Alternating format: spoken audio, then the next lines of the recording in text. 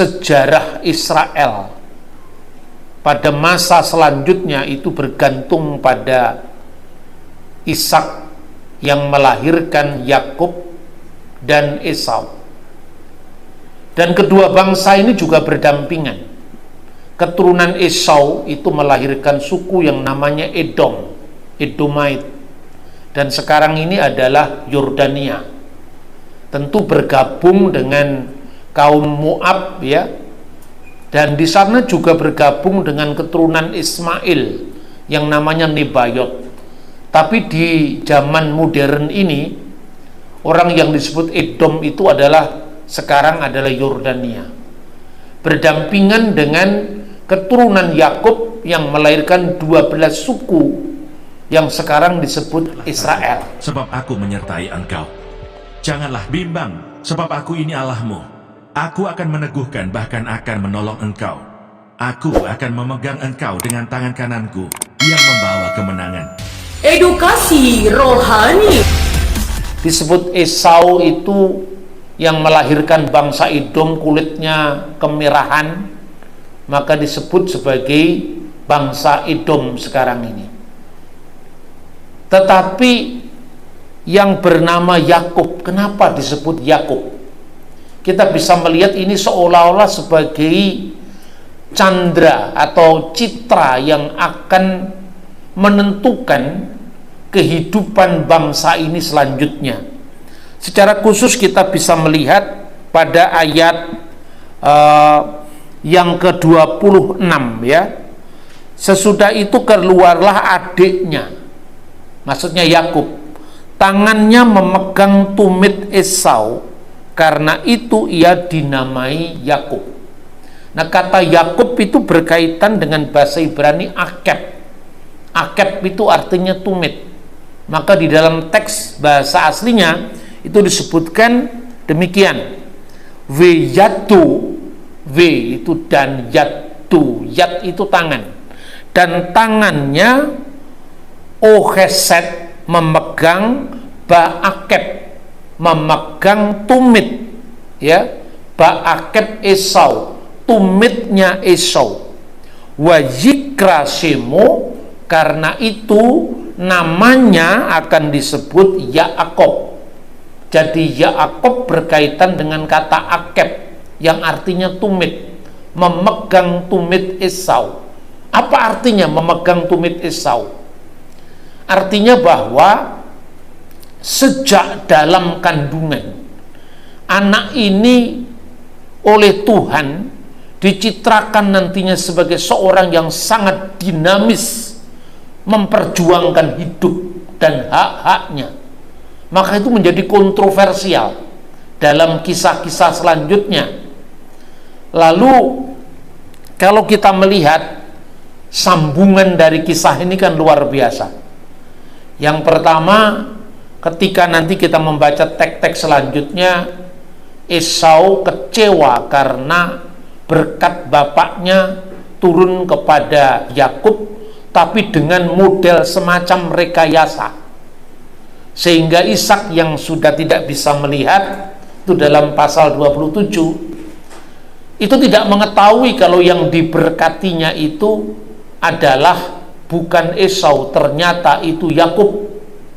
Dan mamanya Yakub itu membuat semacam sandiwara supaya Ishak tidak mengetahui kalau itu sesungguhnya bukan Esau tetapi Yakub. Ketika Esau tahu bahwa berkat ayahnya itu jatuh ke tangan adiknya, padahal itu berkat anak sulung, maka dia sangat kecewa dan dia dipisahkan, berteriak histeris. Dan lalu dia mengucapkan kata-kata seperti ini di dalam Kejadian pasal 27 ayat 36. Kata Esau, bukankah tepat namanya Yakub, karena ia telah 2 kali menipu aku. Jadi di sini ada 2 teks ya.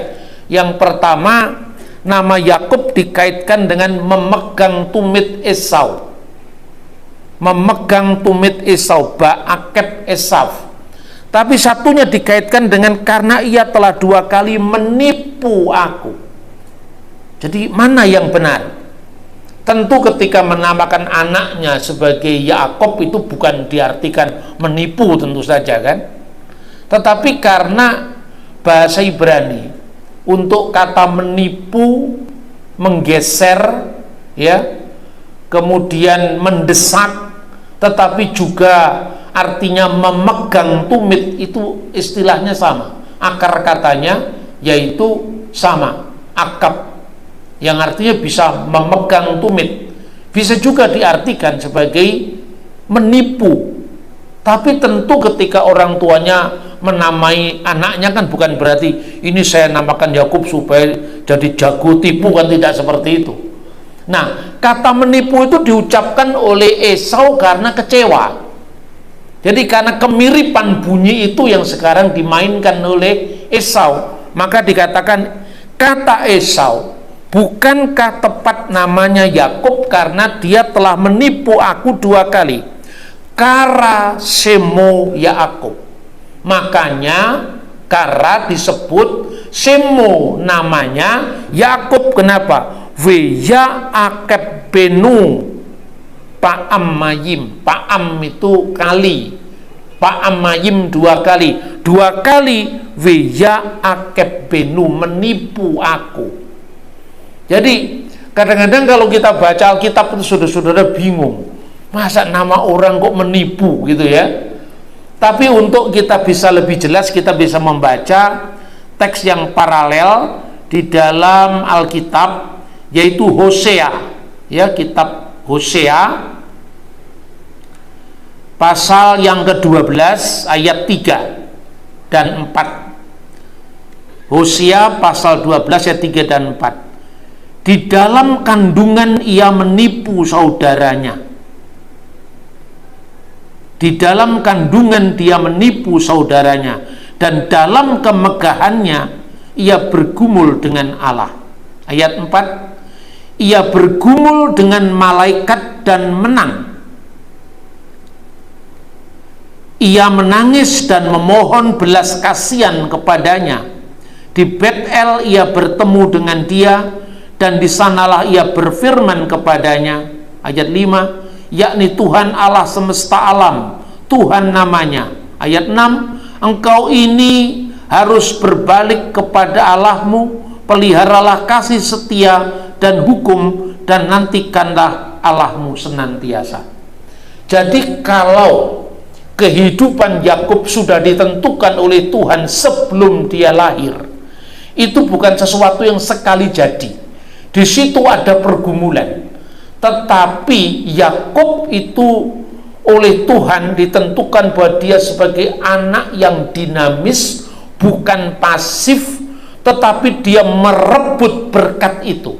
Jadi dinamika aktifnya kehidupan perjuangan Yakub itulah yang ditekankan dalam kisah ini.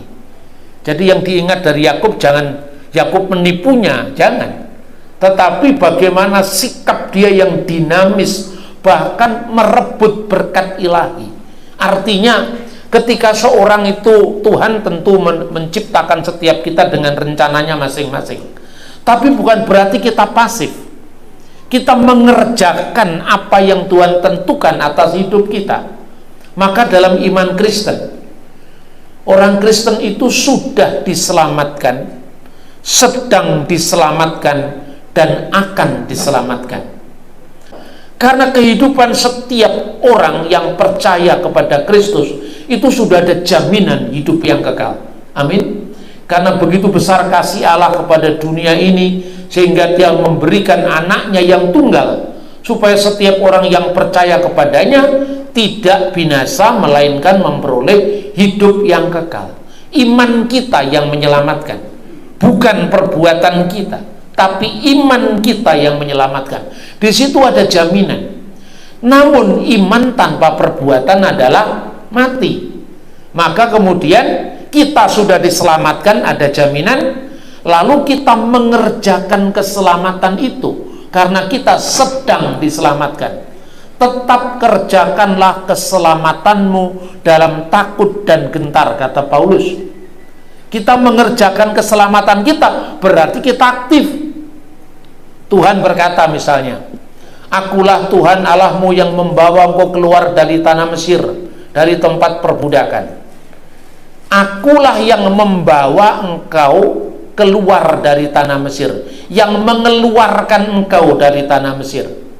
Husetika me'aret Misrayim, yang telah mengeluarkan engkau dari tanah Mesir.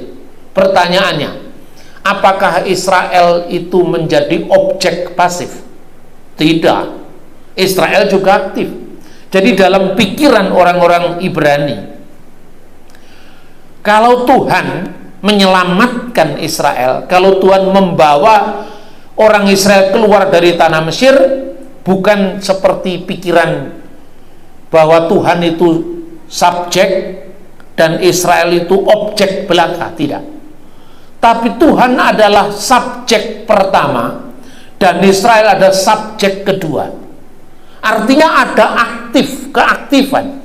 Makanya perjalanan menuju ke tanah perjanjian itu bukan seolah-olah akulah yang membawa engkau satu Israel tempat ini. Tuhan membawa kemudian dipindahkan dan dia hanya pasif, tidak.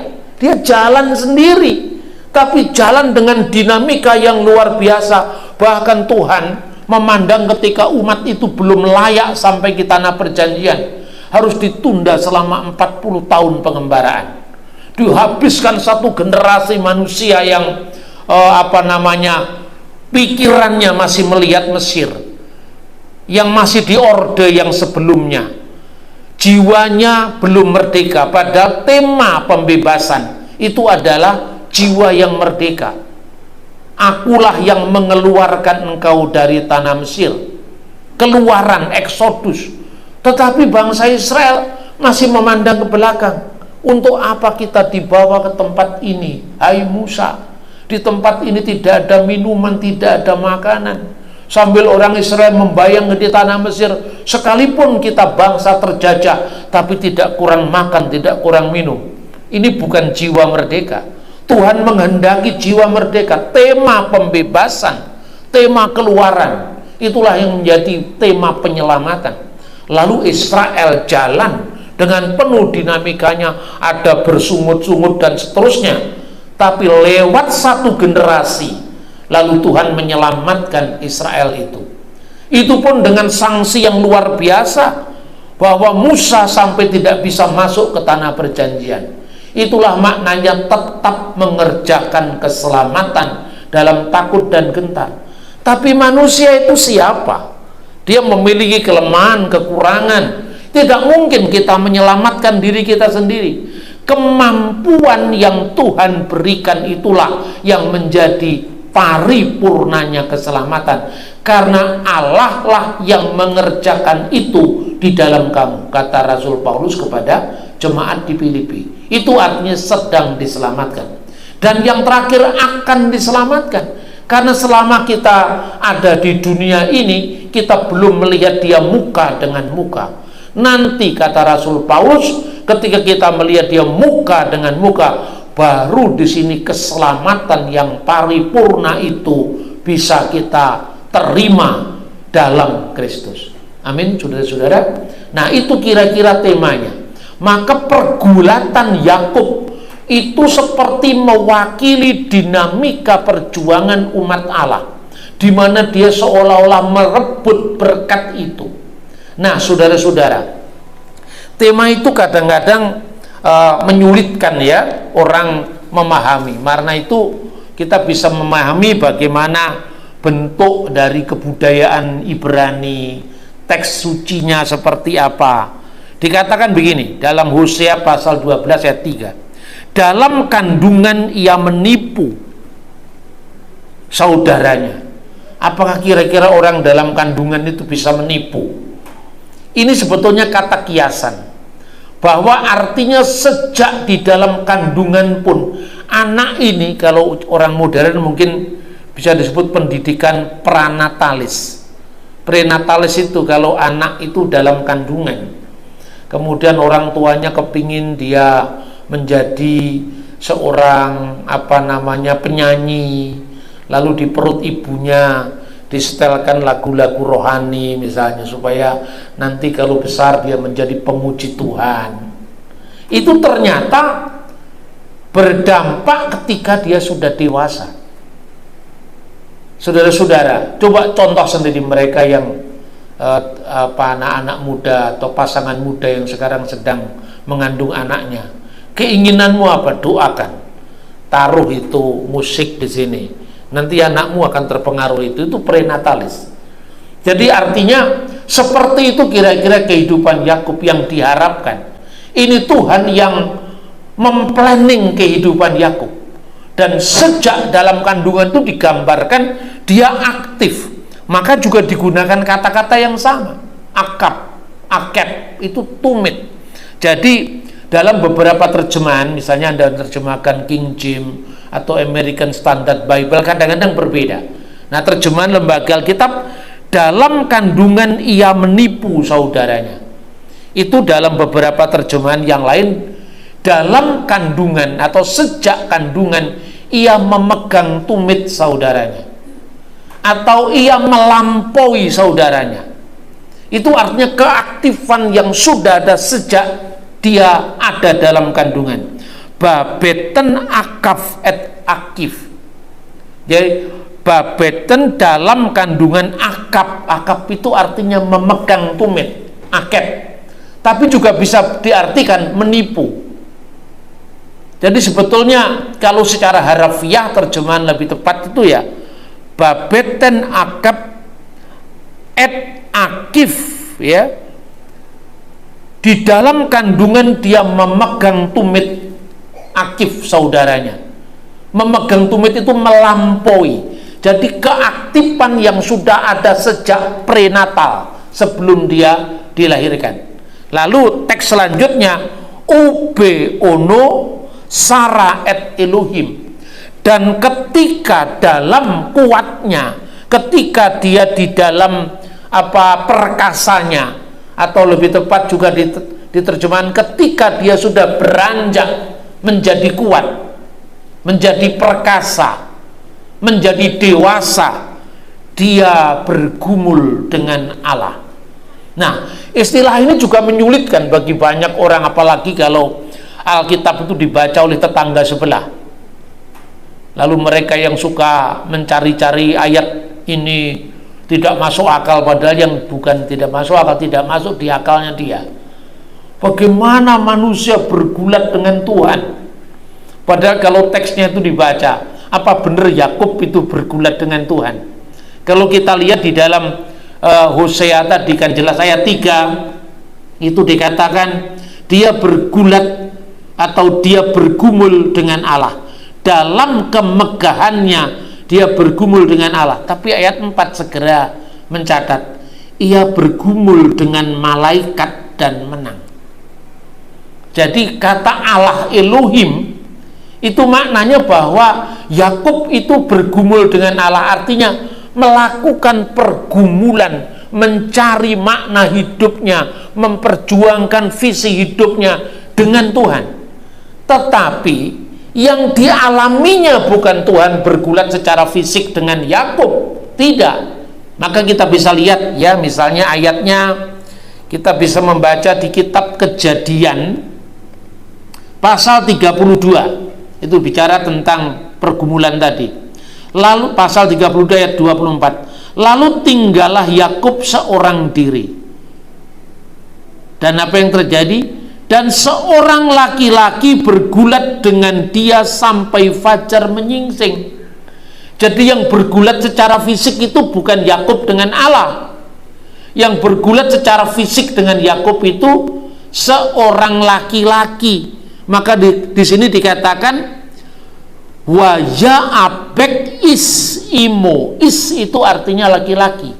Kalau Isah itu perempuan. Is dan Isah. Is itu laki-laki, Isah perempuan. Dan bergulat dengan is imo. Imo itu dengannya. Wa ya'abek is imo at alot hasakar. Sampai sakar, sampai pagi, sampai fajar menyingsing. Siapakah laki-laki itu?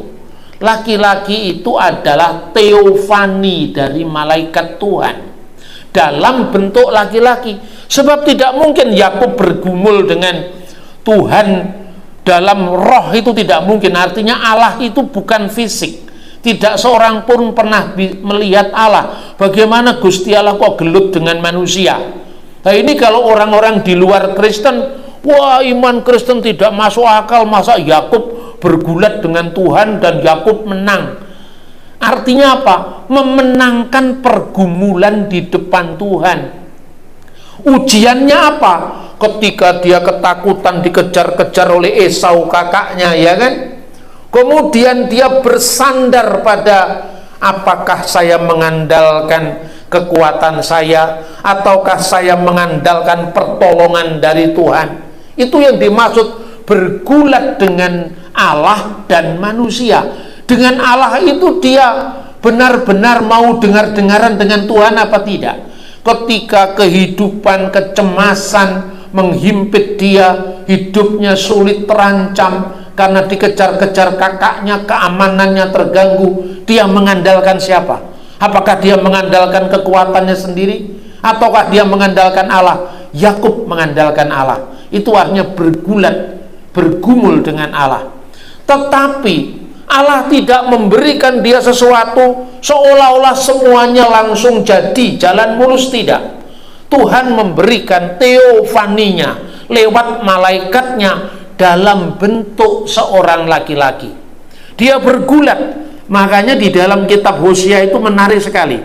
Perhatikan, setelah dikatakan dia bergumul dengan Allah, lalu ayat 4, dia bergumul dengan malaikat dan menang. Menang itu kan seolah-olah, wah, menang dalam pengertian fisik.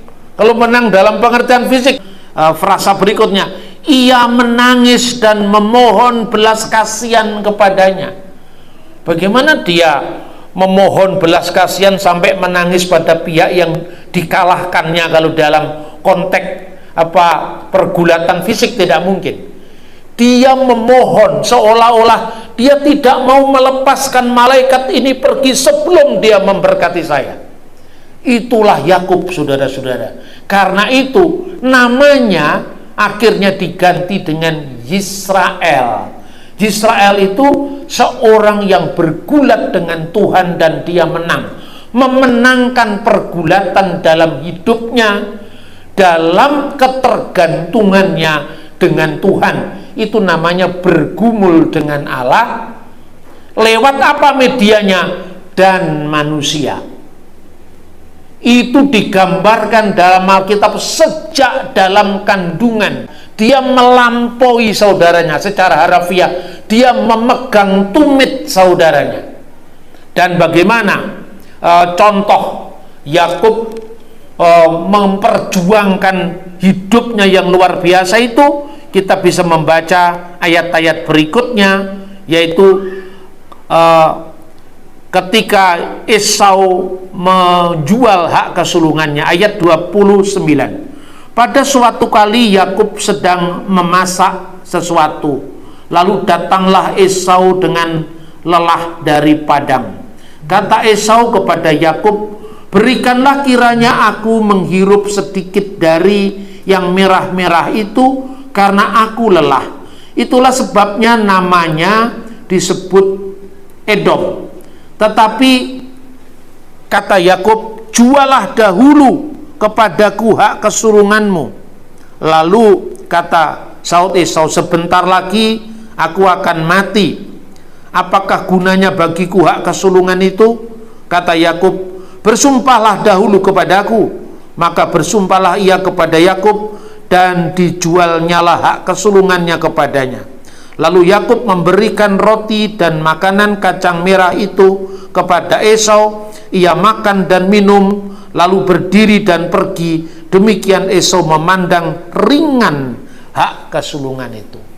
Nah, saudara-saudara, ini juga penting. Jadi kalau yang pertama, ayat yang sering disalahpahami, dibully orang-orang Kristen karena Yakub bergumul dengan Allah, dipahami seolah-olah Yakub secara fisik bergulat dengan Tuhan, padahal konteksnya harus dilihat secara budaya, ya. Kemudian yang kedua, hak kesulungan. Ini juga sering disalahpahami. Hak kesulungan itu kalau dalam budaya kuno, bukan hanya Israel tapi budaya Timur Tengah kuno, ada 3 hak yang melekat pada anak sulung. Sulung itu dalam bahasa Ibrani Bechor. Hak kesulungan itu ada 3. Yang pertama, dia menerima warisan 2 kali lipat. Itu hak kesulungan. Kedua, dia memimpin mesbah keluarga. Ini rohaninya.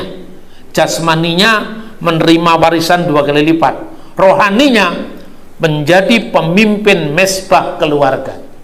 Dan yang ketiga, menerima berkat orang tua. Nah, sekarang siapa yang lebih rohani, Yakub atau Esau? Kelihatannya dalam pergulatan hidup, dalam mencapai target sesuatu, kadang-kadang orang bisa salah langkah. Tuhan memberikan kepada kita gambaran antara Yakub dan Esau. Yakub memperjuangkan hak kesulungannya dengan cara yang mungkin kadang-kadang membuat tidak enak yang lain. Kelihatannya, oh ini Yakub sama mamanya merekayasa merebut hak kesulungan. Tetapi di pihak lain orang tidak melihat konteksnya Esau. Dia merendahkan hak kesulungan, menjual ringan dengan makanan semangkok kacang merah. Bayangkan, padahal kesulungan itu penting. Karena Yakub, kalau sekarang saya kehilangan yang hak sulung itu, nanti juga nggak dinikmati. Kenapa? Jual aja dengan harga murah.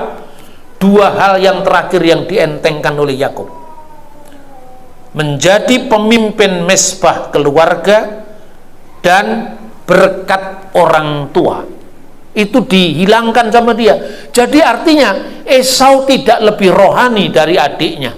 Mungkin caranya Yakub mencapai tujuan kadang-kadang tabrak sana tabrak sini, tapi misi besarnya, visi hidupnya sesuai dengan Tuhan.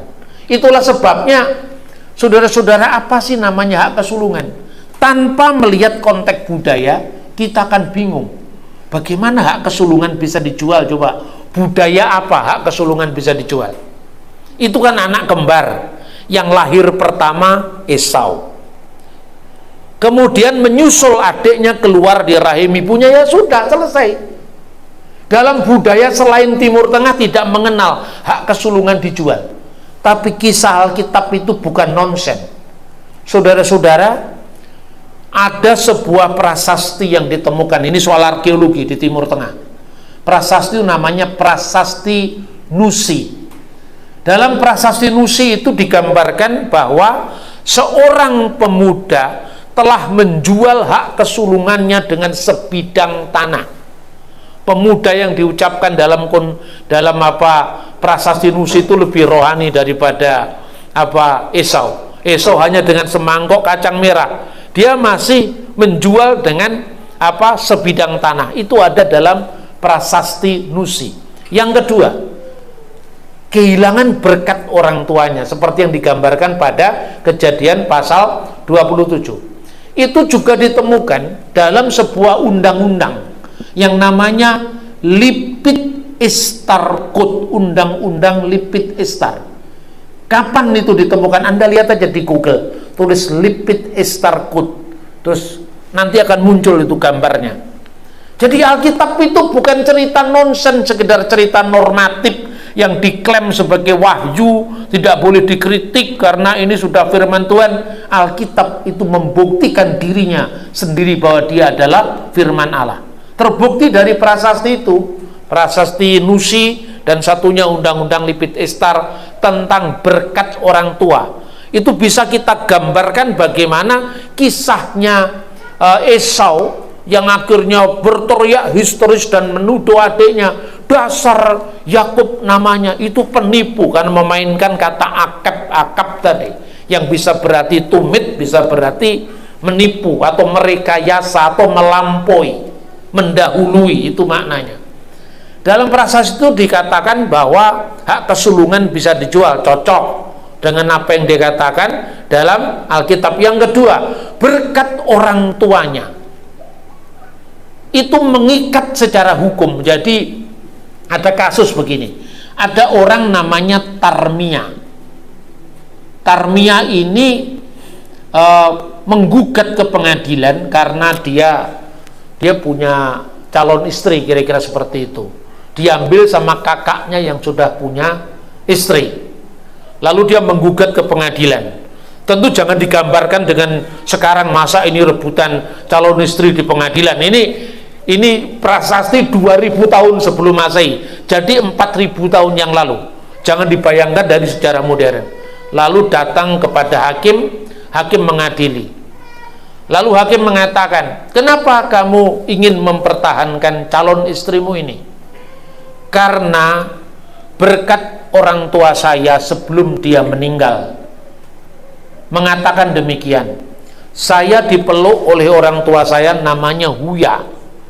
Orang tuanya namanya Huya. Ayahku yang bernama Huya memeluk aku sebelum dia mati ketika dia terbaring sakit, dan dia mengatakan begini, kakak-kakakmu sudah mempunyai istri dan kamu belum, maka dari itu aku memberikan kepada kamu gadis ini dan tidak kepada kakak-kakakmu.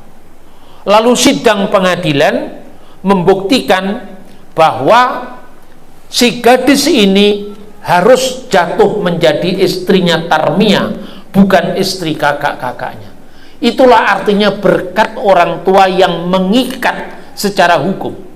Alkitab tidak hanya menggunakan setting sejarah ini, tapi Alkitab mengkaitkannya itu dengan berkat Abraham, berkat keselamatan, di mana lewat Abraham suku-suku bangsa ini akan diberkati, seluruh kaum di muka bumi akan diberkati.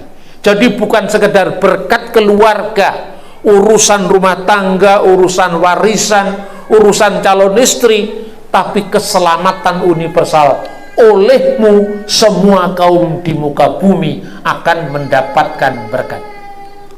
Nah, terakhir, orang kalau memahami dunianya Alkitab kira-kira 4000 tahun yang lalu, dibayangkan menurut cara sekarang, akhirnya jadilah saksi Yehova. Karena nggak ngerti hak kesulungan itu maknanya apa. Kenapa? Arius itu pernah mengajarkan, Yesus itu sesungguhnya sama dengan kita, hanya dia lebih senior. Ya namanya juga anak sulung. Lalu dia mengutip Kolose pasal 1 ayat 15. Dia adalah gambar Allah yang sulung dari segala yang diciptakan Allah. Nah, jelas kan? Kalau Yesus itu yang sulung, berarti kita kan adik-adiknya. Berarti kita sama Yesus itu satu paket, satu kedudukannya sama, hanya dia lebih senior, kita ini adik-adiknya. Jadi Yesus itu ciptaan mula-mula, kita ciptaan selanjutnya. Ini karena dia pikir yang sulung diartikan anak yang lahir pertama. Padahal kesulungan itu bukan sekedar anak yang lahir pertama. Sebab apa? Yang keluar di rahim ibunya pertama Esau, bukan Yakub. Tapi hak kesulungan jatuh pada Yakub sekalipun dia tidak lahir pertama. Jadi artinya sulung itu bukan sekedar anak yang lahir pertama, tapi ada hak-hak yang melekat, yaitu hak jasmani, menerima warisan 2 kali lipat, hak rohani, tidak mengentengkan berkat orang tua, dan yang lebih penting lagi, menjadi pemimpin rohani, memiliki otoritas rohani dalam setiap keluarga saat itu. Sudah bisa belajar banyak dari Yakub dan Esau ini kalau kita membaca kitab Kejadian, dan akhirnya mencegah kita untuk menafsirkan Alkitab menurut pola pikir zaman kita. Sehingga liberalisasi dalam penafsiran itu salah satu unsurnya, salah satu sebabnya karena tidak hirau terhadap fakta-fakta sosial, fakta-fakta budaya yang melatar belakangi bagaimana Alkitab itu muncul. Jadi Alkitab firman Allah ya dan amin, bukan sekedar klaim seorang Kristen secara sepihak, tapi dibuktikan baik secara historis maupun secara arkeologis. Dan yang lebih penting, dengan data itu, dengan sumber yang akurat itu, secara teologis kita benar, karena firman Allah itu ya dan amin menjadi pedoman kita, menjadi otoritas tertinggi kita untuk menentukan doktrin, ajaran, dan panduan perilaku kita.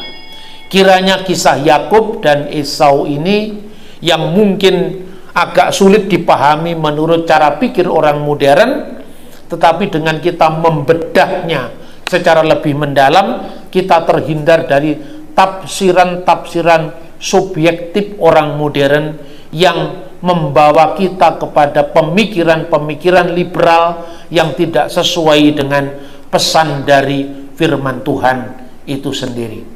Kiranya firman Tuhan semakin memantapkan langkah kita dalam terus mengiring Kristus sampai. Yesaya pasal 60. Kemuliaan Sion yang akan datang. Bangkitlah, menjadi teranglah, sebab terangmu datang, dan kemuliaan Tuhan terbit atasmu. Sebab sesungguhnya kegelapan menutupi bumi, dan kekelaman menutupi bangsa-bangsa.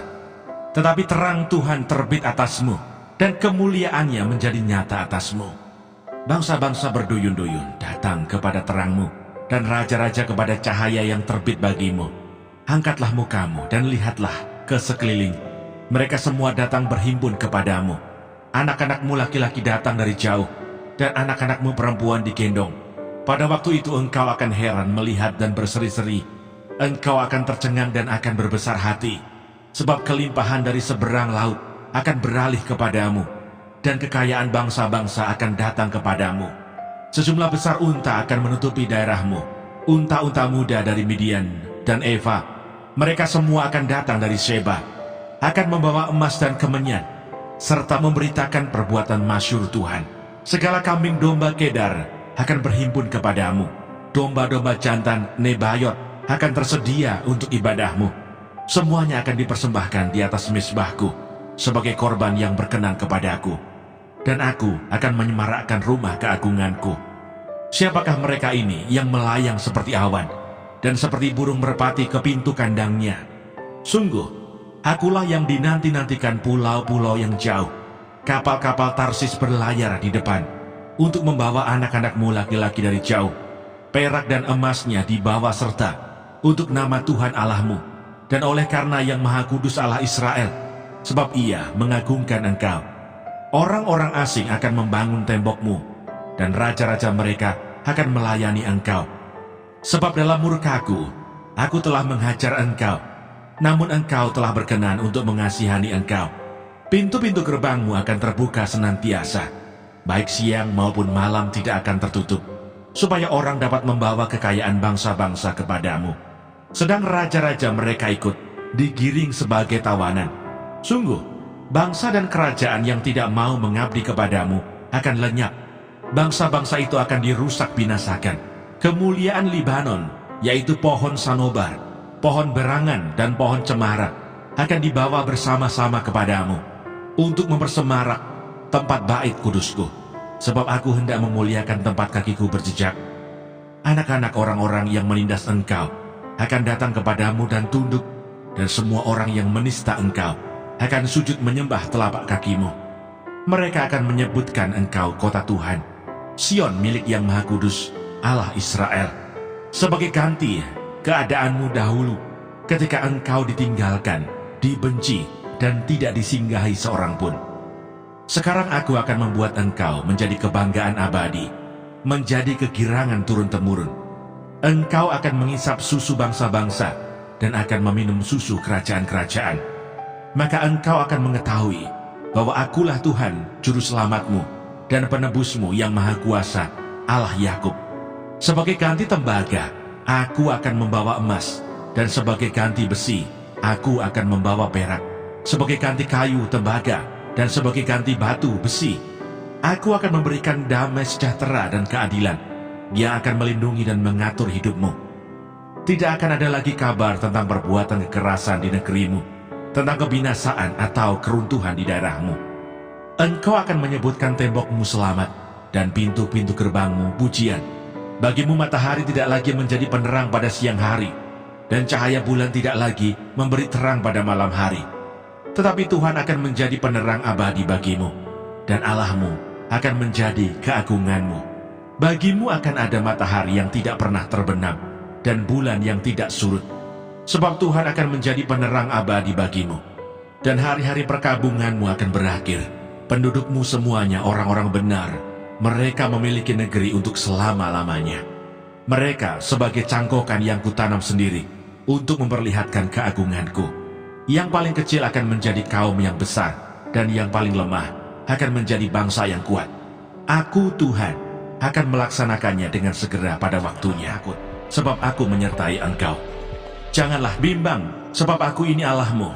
Aku akan meneguhkan bahkan akan menolong engkau. Aku akan memegang engkau dengan tangan kananku yang membawa kemenangan. Edukasi rohani.